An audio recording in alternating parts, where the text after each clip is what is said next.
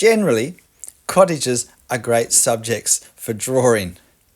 There's a great diversity in the way they look, in their shapes, in their texture, in their architecture.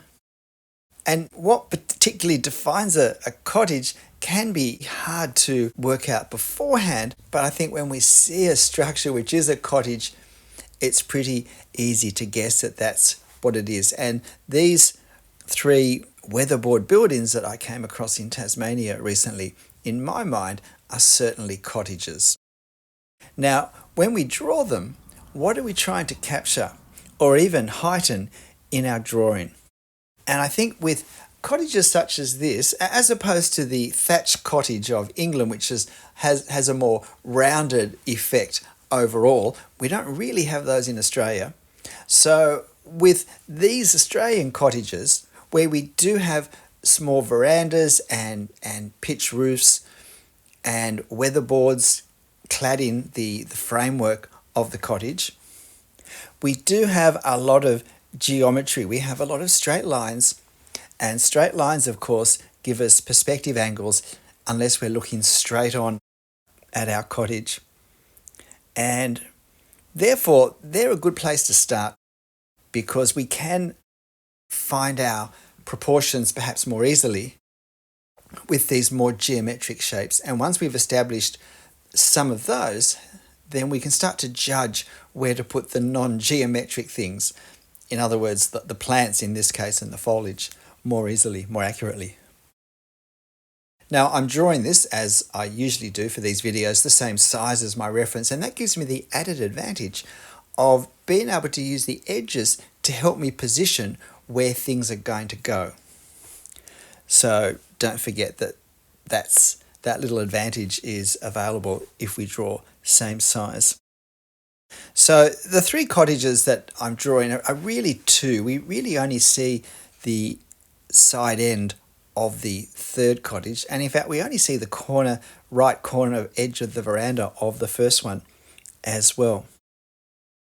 The detail of the one on the extreme left is easier to see, and it also stands out much more. Now it's simpler detail, it's really just a rail down the bottom and something very similar echoing that rail up the top under the guttering. And because of the shadows and the darkness of the foliage behind the rail down the bottom, they stand out quite clearly, quite easily. So therefore we want to get the proportions correct. We want to get the foreshortening that we have in these vertical posts on the veranda railing in place, as well as foreshortening above that along the top.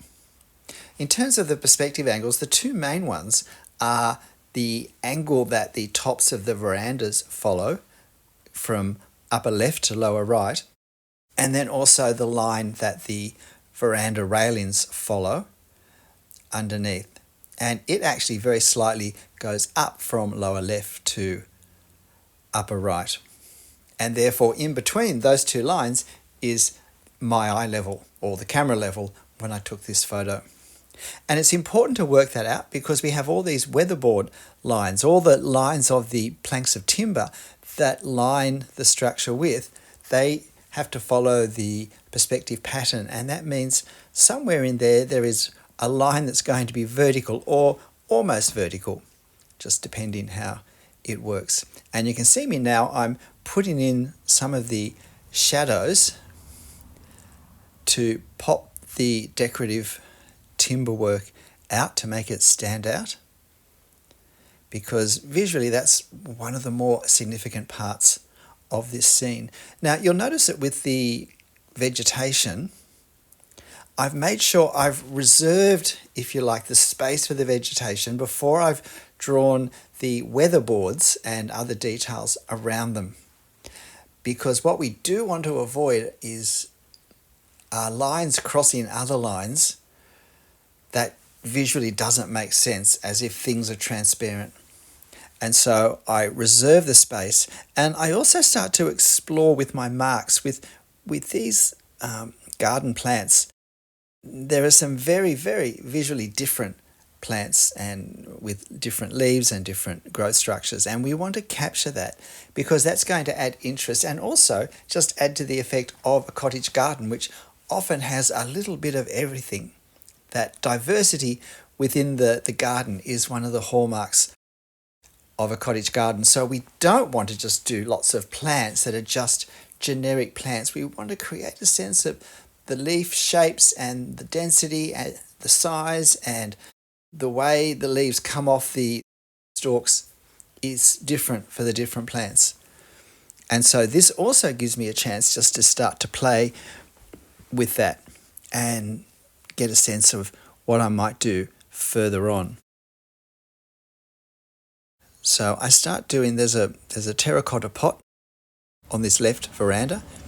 That's quite important because the plant in it is quite dark, and therefore that throws the railing into very, very clear relief, which is a nice contrast with the tangle, well, not the tangle, but the mass of leafy shrub to the right of it. And then beyond that, we have a sloping fence between the two properties, a low fence. And I kept that diagonal upper beam a little more visually distinct than perhaps in the reference, just to help create a sense of separation between the two yards, but also between the left and the right side of the garden that's in front.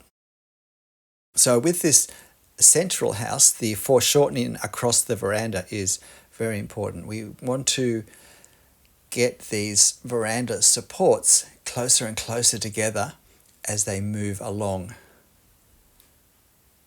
So being able to use the edge of the paper to help position just how far down that veranda went was very useful. And here I am now playing around with marks. Now, sometimes with a scene such as this, we're thinking, well, this is a nice cottage scene, but in fact, I would say the vegetation is about 30 or 35% of the actual drawing part of this. If we take the sky out, it would be 35, even 40% of the paper is taken up with these plants. And so we have to have a commitment to do a good job with those plants. We have to actually work just as much at arriving at a technique that we enjoy and that we find is effective in drawing the plants as much as the houses. It's always a shame if the architecture is spoilt by hasty or ill-conceived trees and foliage and shrubs and whatnot. So learning to work at that and then giving the time to create the garden adequately is important. This drawing took me just a couple of minutes, under an hour, to draw in real time. So you're seeing it slightly more than 4 times speed. If you slow the video down to half speed, then you'll be able to watch it at double speed, particularly if you want to perhaps see more clearly, more slowly, the marks I'm making for the shrubs, because I do make very different marks for each of them. I am very conscious of the leaves and the way the leaves are grouped on the stems, and I try to reflect that in the marks I make. So having the time to spend on the foliage is important, and that's actually the reason why I went in fairly detailed with some of the foliage on the left-hand side very early in the drawing, because I didn't want to be trying to draw it all at once, because then I might start to rush it and just not give it the time and attention and do too much too quickly with too few strokes, not placed carefully enough. And so I thought, well, if I do some of it now, then I do some more architecture, and then I can do a bit more foliage and then a bit more architecture, that at the end I only have a relatively small amount to do now, which was the case in the lower right corner.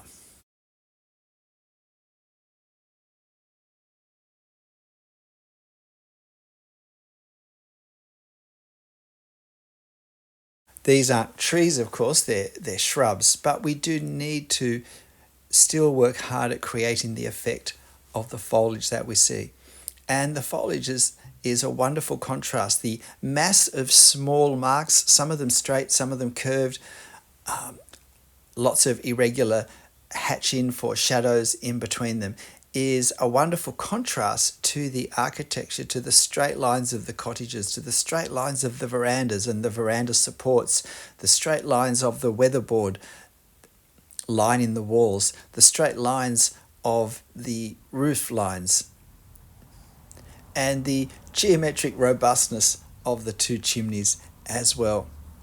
It's important with the chimneys in a scene such as this that with the further chimney we get the perspective angle correct and that we don't draw it too large.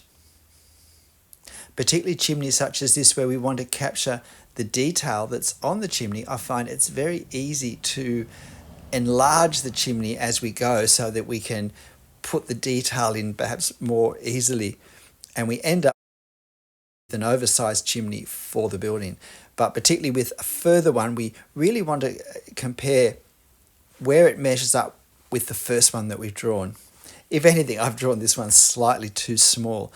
I've been so focused on not letting it get too big. And so with this final bush, I'm trying to get some of the shadows in. This area is quite close, so I want to have quite heavy lines, quite a great deal of detail, and darker values for the shaded and shadowed areas. I'm using a 0.2mm pen for this drawing for everything except those furthest trees right up the very back on the right hand side, where I used a 0.1, but it was a 0.1 that was just a bit dried out, so I did stumble a bit with it. But I did want to just silhouette the roof of that third building down the end, so I thought that was an important part to draw.